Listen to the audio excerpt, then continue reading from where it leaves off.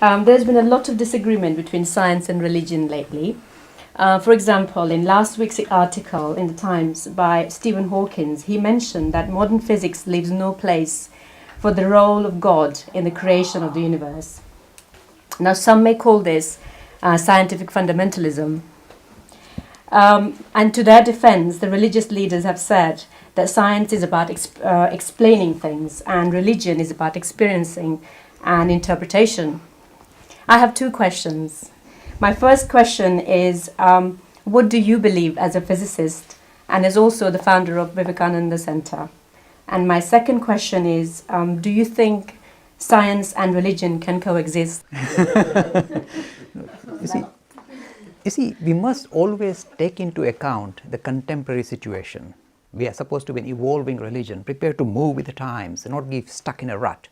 We are an ongoing phenomena. So we continue to interact with the greater society, with the science community, with the discoveries, the newer discoveries, cloning, genetic engineering, the modern cosmological model of the world. We must continue to interact. Now you see, my reaction to Stephen Hawking's comments is that you may be surprised and be taken aback. If I'm a non-theistic Hindu, which I keep talking about since we started today, non-theistic means I don't require a chap called God. Hello chaps, I set you off. I'm going to crack a whip or press a button and off you go. You see, I'm a non-theistic Hindu, and where do I get my support from? From the Nasadiya Sukta, saying God came after humanity. Human beings say, how do we sort it ourselves? Oh yes, let's figure out a God. So God came with humanity, not before. You see, this is esoteric Hinduism. I'm not making anything up. So if Stephen Hawking says, I can't see any, you see, this is same with another great physicist or a thinker in France in the last few hundred years, who said, when I try and understand reality, there is no need for me to invoke a God. I think it was Laplace who said that. And this is what Stephen Hawking is saying again. He's saying that modern cosmology can explain this creation, this, if you like, the idea of Big Bang and how this universe came into being without a reference to a God. Now, I'm a non-theistic Hindu, so I say, what's new? We've been saying the same. There's nothing new. For a non-theistic Hindu, this is acceptable. But let me just tidy up a little, say something about Stephen Hawking. I think it's necessary for us to also explore this gentleman in his scientific enterprise. He has got a habit of fluctuating. You know, he's very clever. He's a very clever thinker, very clear thinker. And of course, he's reputed to be the #1 physicist in the United Kingdom. The second most popular physicist in the United Kingdom is Sir Roger Penrose, and I did my master's under him, so I come from the right pedigree. So I know my stuff.